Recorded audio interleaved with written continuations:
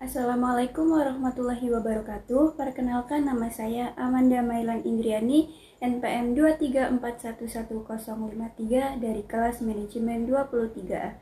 Di sini saya akan menyampaikan materi mata kuliah Ilmu Ekonomi Mikro, yaitu ruang lingkup ilmu ekonomi.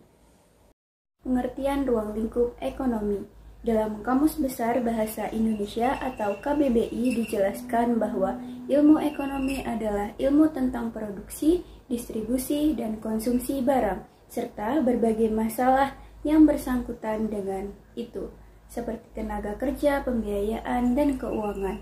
Selain itu, ilmu ekonomi juga sebagai ilmu pengetahuan tentang kegiatan sosial manusia dalam memenuhi kebutuhan hidupnya yang diperoleh dari lingkungannya.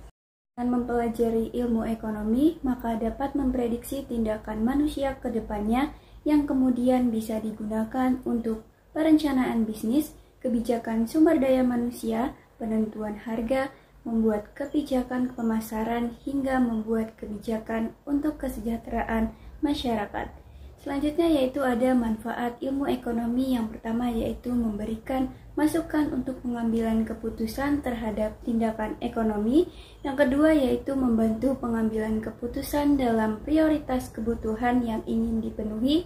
Yang ketiga yaitu membantu memberikan pengertian pada potensi dan keterbatasan sebuah kebijakan ekonomi. Yang keempat yaitu membantu dalam memahami pola perilaku ekonomi masyarakat.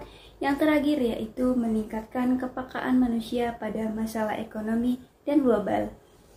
Selanjutnya yaitu ruang lingkup ekonomi terbagi menjadi 3. Yang pertama yaitu ekonomi deskriptif, yang kedua teori ekonomi, yang ketiga yaitu ekonomi terapan.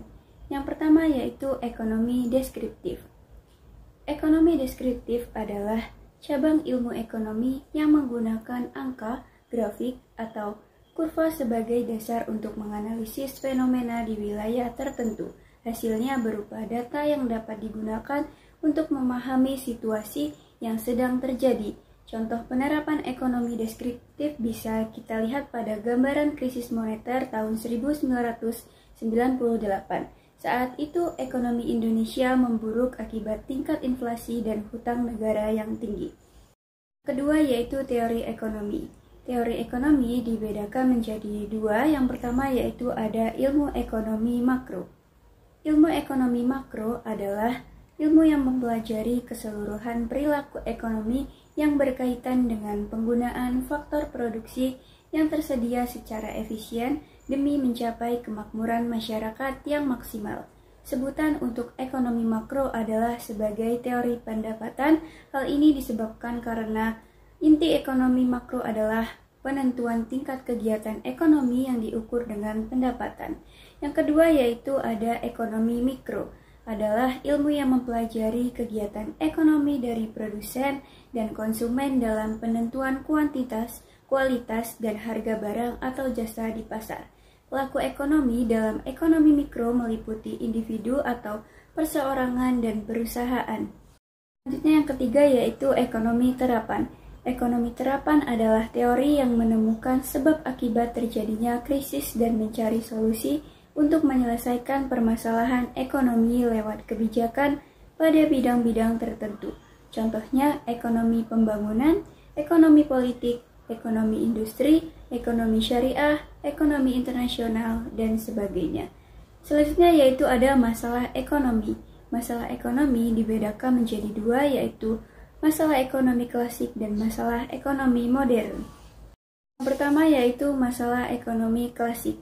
Menurut Adam Smith, masalah ekonomi klasik terdiri atas 3 hal yaitu produksi, distribusi, dan konsumsi.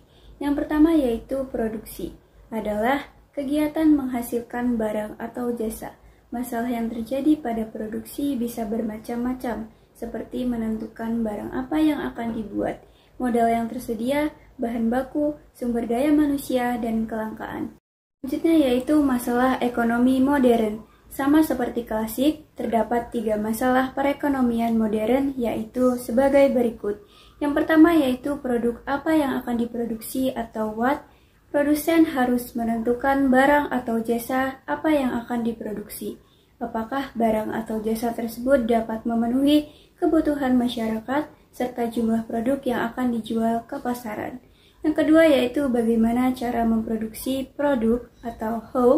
Masalah ekonomi modern yang kedua yaitu teknik untuk menghasilkan barang atau jasa, memilih bahan baku, memperkerjakan pegawai, menentukan metode yang cocok untuk mengolah bahan baku, proses pengemasan, hingga pengiriman.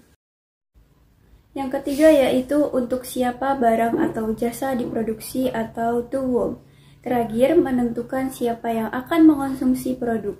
Hal ini bisa dilihat dari karakter, usia, domisili, pekerjaan, status sosial, dan pendapatan masyarakat. Sekian materi yang dapat saya sampaikan, semoga bermanfaat. Saya akhiri, wassalamualaikum warahmatullahi wabarakatuh.